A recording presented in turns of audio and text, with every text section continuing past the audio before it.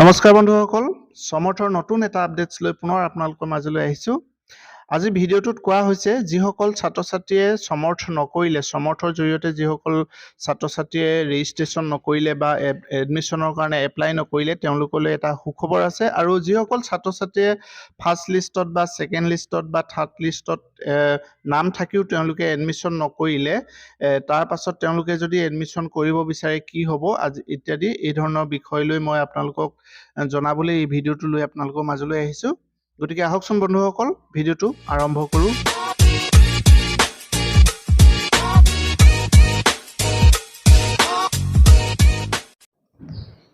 এয়া আপোনালোকে দেখিছে govt of Assam, office of the director of higher education আছামৰ পৰা এখন নটিফিকেশ্যন আহিছে সমৰ্থৰ ওপৰত। আৰু এইখন 11 জুলাই 2023 পাব্লিছ হৈছে। আৰু নটিফিকেশ্যনখন যথেষ্ট দীঘল, গতিকে সেইবাবে মই গোটেই নটিফিকেশ্যনখিনি নপঢ়োঁ। মই এই ভিডিঅ'টো যিটো উদ্দেশ্য লৈ বনাইছোঁ সেই উদ্দেশ্যৰ বিষয়েহে মই আপোনালোকক ক'বলৈ যাম। তথাপি 1 নম্বৰটোত লিখা আছিলে the first merit list must be out on 11 July. এইটো দেখিছে আপোনালোকে অলৰেডি 11 জুলাইৰ পৰা আমাৰ মেৰিট লিষ্টবিলাক ওলাইছে ষ্টেপ বাই ষ্টেপ। ফাৰ্ষ্ট, ছেকেণ্ড আৰু থাৰ্ডখন ওলাবলৈ আছে। ছেকেণ্ড লিষ্টখন আজি 14 তাৰিখে অলৰেডি বহু কলেজে পাব্লিছ কৰিছেই। গতিকে আহকচোন আমি ভিডিঅ'টো আমাৰ মূল উদ্দেশ্য কি আছিলে সেইটো আমি এবাৰ চাই লওঁ। ইয়াত দেখিলে 7 নম্বৰ আৰু 8 নম্বৰ। এই 7 নম্বৰত কোৱা হৈছে, ইয়াত লিখা আছে দ্য ভেকেঞ্চিত after the third round of admission will be open to be filled up through spot admission on 23, 24 and 25.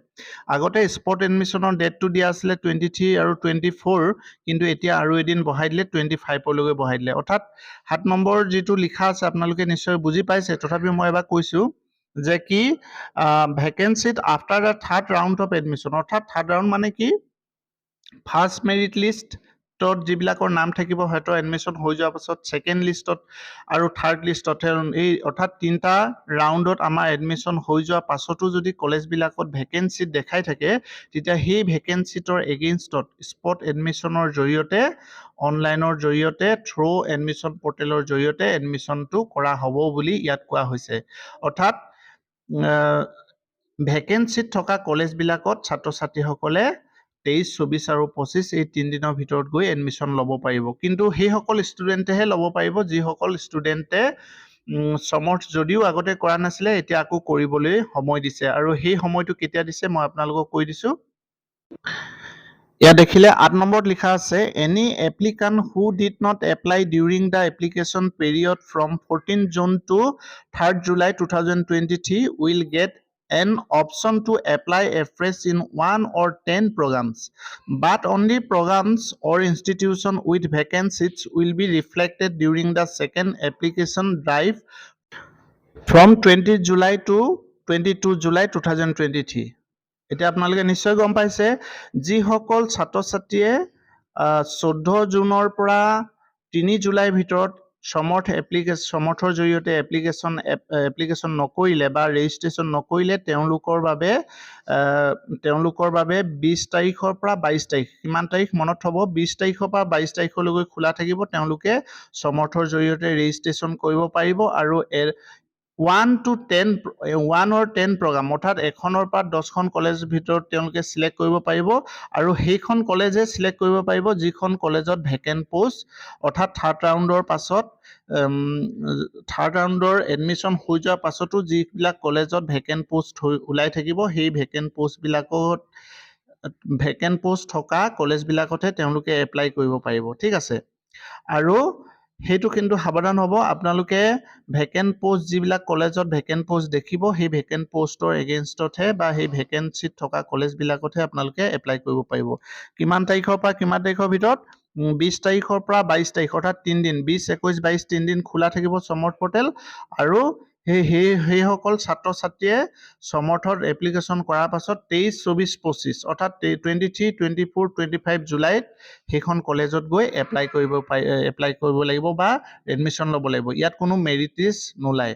আপোনালোকে ভিডিঅ'টো শ্বেয়াৰ কৰি দিয়ক যাতে কোনো ছাত্ৰ ছাত্ৰীয়ে সমৰ্থৰ জৰিয়তে বা কলেজত এপ্লাই নকৰাকৈ থাকি নাযায়, তেওঁলোকৰ যাতে এবছৰ লছ নহয়, সকলো ছাত্ৰ ছাত্ৰীয়ে যাতে এডমিশ্যনটো পায় সহজতে।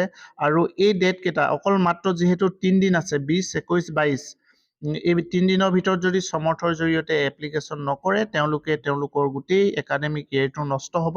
গতিকে কাইণ্ডলি শ্বেয়াৰ কৰি দিয়ক, সকলোৱে জানক কথাটো, এপ্লাই কৰক। তেওঁলোকে এপ্লাই কৰাৰ পাছত 23, 24, 25 এই 3 দিনৰ ভিতৰত তেওঁলোকে যাতে কলেজত এডমিশ্যন ল'ব পাৰে। আৰু ইয়াত কোনো মেৰিট লিষ্ট নোলায়, আপোনালোকে এপ্লাই কৰিব, পাছদিনা আপোনালোকে চিধা কলেজখনলৈ গুচি যাব, কলেজত গৈয়ে এডমিশ্যনটো ল'ব পাৰিব। আৰু এডমিশ্যন ল'বলৈ যাওঁতে মনত ৰাখিব গোটেই ডকুমেণ্টছখিনি সমৰ্থৰ পৰা আদি কৰি যিমানখিনি আপোনাৰ টেষ্টিমনিয়েল থাকে গোটেইখিনি জেৰক্স কপি কৰি লৈ যাব, হাৰ্ড কপি কৰি লৈ যাব, কলেজৰ পৰা ফৰ্ম কালেক্ট কৰি তাতে ফিল আপ কৰি তাতে এডমিশ্যন ল'ব। আৰু BPL আৰু APLৰ কাৰণে বেলেগ বেলেগ আছে। BPL-এ ফুল ফিজ দিব নালাগে, তেওঁলোকে তেওঁলোকৰ কলেজবিলাক অনুযায়ী যোনখন কলেজত যিটো হয় সেই ফিজটো দিব লাগিব। আৰু তেওঁলোকৰ income certificate must B upload কৰিবই লাগিব, তেওঁলোকে সমৰ্থ পৰ্টেলত আপলোড কৰিব লাগিব। আৰু APL বিলাকৰ ইনকাম চাৰ্টিফিকেট নালাগে, তেওঁলোকে ফুল ফিজ দি এডমিশ্যন ল'ব লাগিব। আৰু 2 নম্বৰতে কথাটো হ'ল, যিসকল ছাত্ৰ ছাত্ৰীয়ে 2খন বা ততোধিক কলেজত এপ্লাই কৰিছিলে আৰু 2খন কলেজত বা 3খন কলেজত তেওঁলোকৰ নাম আহিলে, তাৰে যিকোনো এখন কলেজত এডমিশ্যন ল'লে তেতিয়া ঠিক আছে, সেইখন কলেজত এডমিশ্যন লোৱাৰ পাছত আন বাকী কেইখন কলেজত তেওঁলোকে কেঞ্চেল কৰিব দৰকাৰ নাই, নিজে নিজে সেইবোৰ কেঞ্চেল হৈ যাব, ঠিক আছে।